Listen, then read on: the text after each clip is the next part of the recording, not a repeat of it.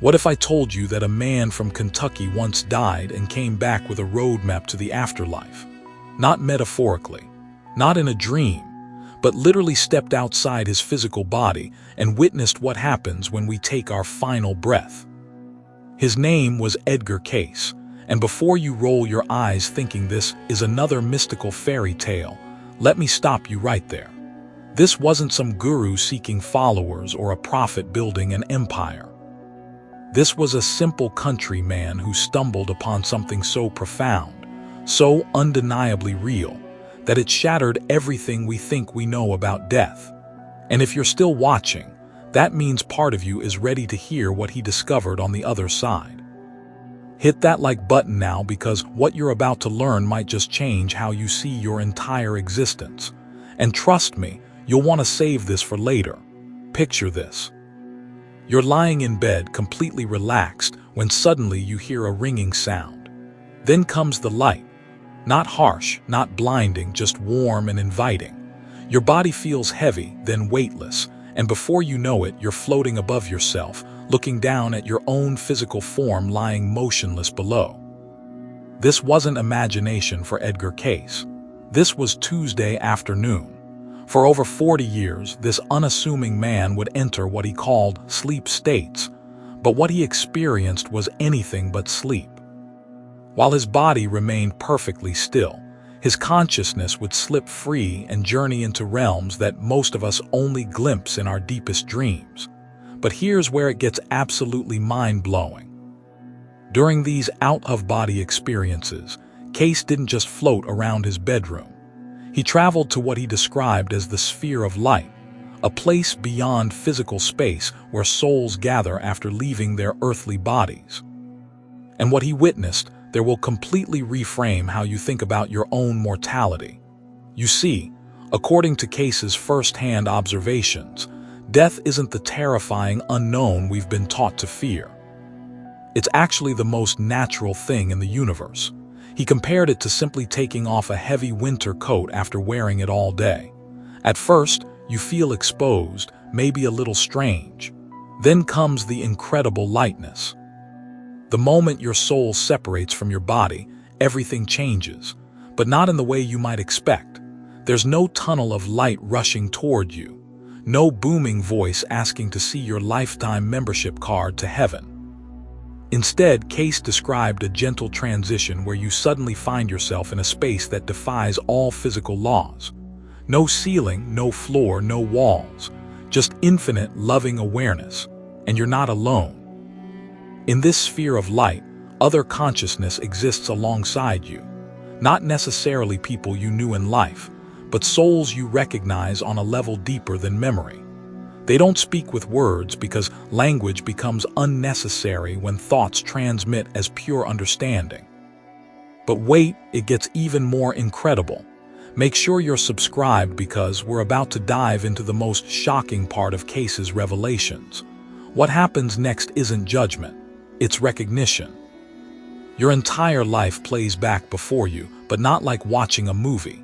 You experience every moment from both your perspective and the perspective of everyone you ever encountered. Every kind word you spoke, you feel the joy it brought. Every harsh criticism, you experience the pain it caused. Every moment of love, every act of selfishness, you feel it all simultaneously. This isn't punishment, it's education in its purest form.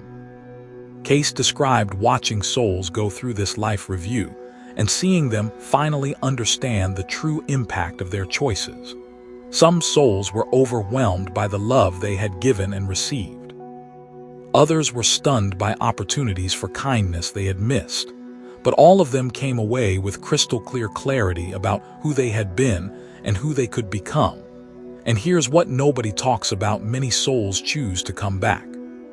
Not because they're forced to, not because they failed some cosmic test, but because they see so clearly what they want to experience, learn, or contribute that they actually volunteer to return to physical life. Think about that for a moment. Souls who have experienced the infinite peace and love of the afterlife willingly choose to come back to this world of pain, struggle, and confusion. Why would they do that? According to Cayce, it's because Earth is like the universe's most advanced training ground. It's the only place where souls can experience the full spectrum of emotions, face real challenges, and make choices that matter.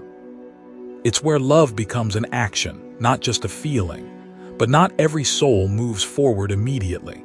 Cayce witnessed something that might surprise you. Some souls get stuck in what he called the gray light, a transitional space between physical life and the higher realms. These aren't necessarily bad people. They're often souls who died with unfinished business, unresolved guilt, or such strong attachments to earthly life that they can't let go.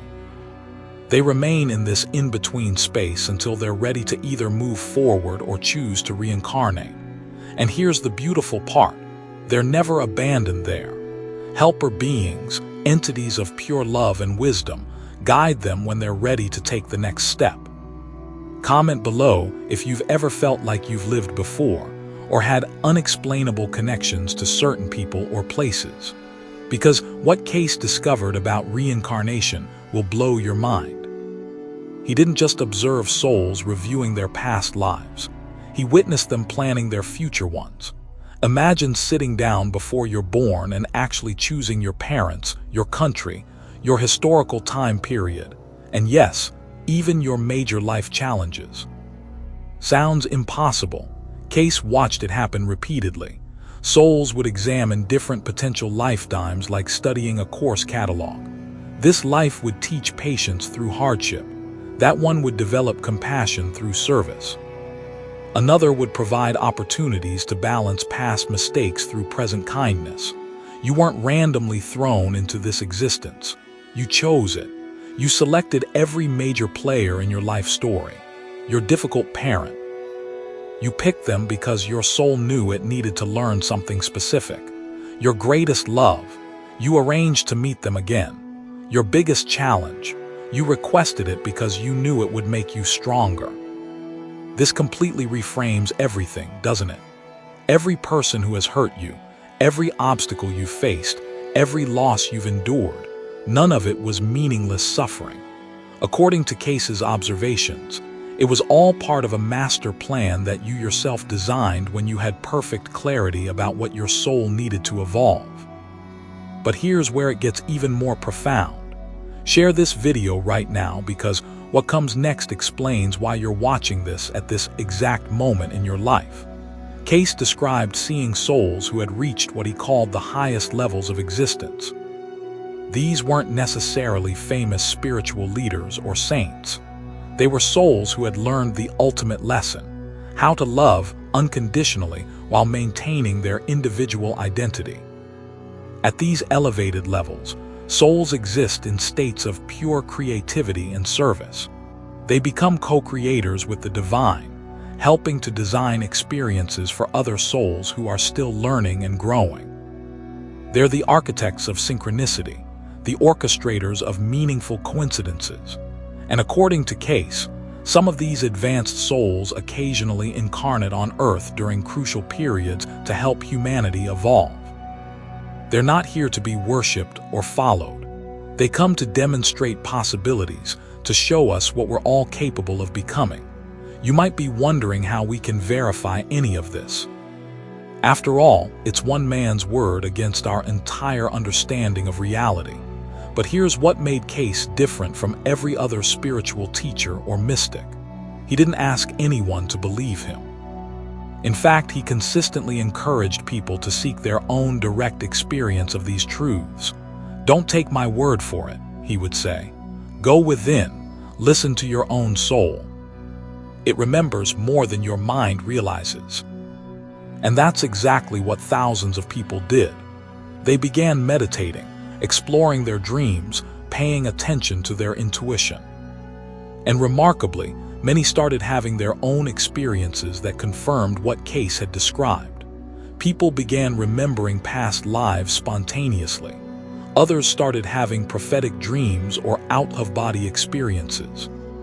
Some discovered they could sense the presence of deceased loved ones or receive guidance from higher sources. It was as if Cayce's revelations gave people permission to access abilities they already possessed, but had been taught to ignore. Let me ask you something. Have you ever walked into a place you'd never been and felt like you'd been there before? Have you ever met someone and instantly felt a deep connection, as if you'd known them forever? Have you ever had a dream so vivid and meaningful that it felt more real than waking life? According to Cayce, these aren't coincidences. They're glimpses of your soul's larger journey. Drop a heart in the comments if you've had experiences like these. Let's see how many of us are already remembering. But perhaps the most important thing Cayce discovered wasn't about the afterlife at all. It was about this life. Right here, right now. He realized that we don't have to wait until we die to connect with our higher nature. We don't have to wait for some future existence to experience unconditional love, infinite wisdom, or perfect peace. All of these states are available to us in this very moment if we know how to access them. The same consciousness that exists in those elevated realms exists within you right now. The same love that permeates the sphere of light is beating in your heart. The same wisdom that guides souls through their life reviews is available to guide your daily decisions. You are not a physical being having occasional spiritual experiences. You are a spiritual being having a temporary physical experience. And the purpose of that experience: to remember who you really are while appearing to be someone else, to maintain your connection to infinite love while dealing with limited circumstances, to be light in darkness, peace in chaos, love in the face of fear. This is what Cayce called the great work, not achieving some future enlightenment, but awakening to the truth of what you already are. But here's the challenge. Living from this awareness while dealing with bills, relationships, health problems, and all the other demands of human existence requires incredible courage and commitment. It means trusting that your current struggles are purposeful even when they feel meaningless.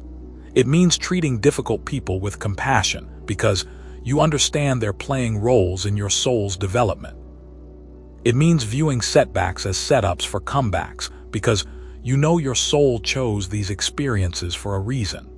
Most importantly, it means taking responsibility for your spiritual growth instead of waiting for someone else to save you. Because according to Cayce, no one is coming to rescue you. You are the one you've been waiting for. You are both the student and the teacher, the problem and the solution, the question and the answer. The beings of light he encountered weren't there to do the work for you. They were there to remind you that you have everything within yourself to do the work yourself. And what is that work exactly? It's learning to love yourself, others, life itself, even when love seems impossible. It's developing wisdom through experience, not just through reading books. It's cultivating patience, compassion, forgiveness, and trust in the face of circumstances that seem designed to destroy these qualities. It's becoming the person your soul knew you could be when it chose this particular lifetime with all its specific challenges and opportunities. Now, you might be thinking this sounds overwhelming. How can anyone live up to such expectations? But Cayce had an answer for that too. He said the journey isn't about perfection. It's about progress. It's not about never making mistakes. It's about learning from them. It's not about being fearless. It's about acting with love despite your fears. Every day you choose kindness over cruelty, truth over deception, courage over cowardice, you're fulfilling your soul's purpose. Every time you help someone else grow, you grow. Every moment you choose love, you're adding light to the world. And here's the beautiful thing, you don't have to believe any of this for it to work. You just have to try it. Start paying attention to the synchronicities in your life. Notice when the right person shows up at exactly the right moment. Observe how your thoughts and emotions affect the experiences you attract. Begin treating every encounter as an opportunity to practice love. Watch what happens when you start living as if your life has purpose, as if your choices matter, as if you're here to contribute something unique and valuable to the world. Because according to everything Edgar Cayce witnessed during his extraordinary journeys beyond the physical realm, that's exactly what's true. You didn't come here by accident. You're not here to just survive until you die. You're here to awaken, to remember, to become the magnificent being your soul knows you already are. And if you've watched this far, if something in these words has stirred something in your heart, then perhaps your soul is already beginning to remember. Perhaps this isn't just a random video you happen to click on. Perhaps it's one of those meaningful coincidences designed to remind you of truths you've always known but temporarily forgotten. If that resonates with you, if you feel that stirring of recognition, leave a comment below. Share what you're remembering. Tell us about your own experiences with dreams, synchronicities, or unexplainable knowing. Because community matters on this journey. When we share our experiences, we help others remember theirs. When we acknowledge the mystery and magic in our lives, we give others permission to do the same. And make sure you subscribe and hit that notification bell because we're going to continue exploring these profound questions about consciousness, purpose, and the nature of reality. There's so much more to discover about what Edgar Cayce revealed and what other extraordinary individuals have witnessed about the true nature of existence. Your soul chose to be here during this exact time in history for a reason. You have something unique to contribute, something only you can offer, and the world needs what you came here to give. So don't wait for permission. Don't wait for perfect conditions. Don't wait until you feel ready. Start now. Start today. Start remembering who you really are and why you chose to be here. Because according to Edgar Cayce's extraordinary revelations, you are so much more than you remember. And it's time to wake up to the magnificent truth of your own existence. The light he saw in that sphere of pure consciousness. It's the same light that's shining within you right now. You just have to remember how to see it. And that remembering changes everything.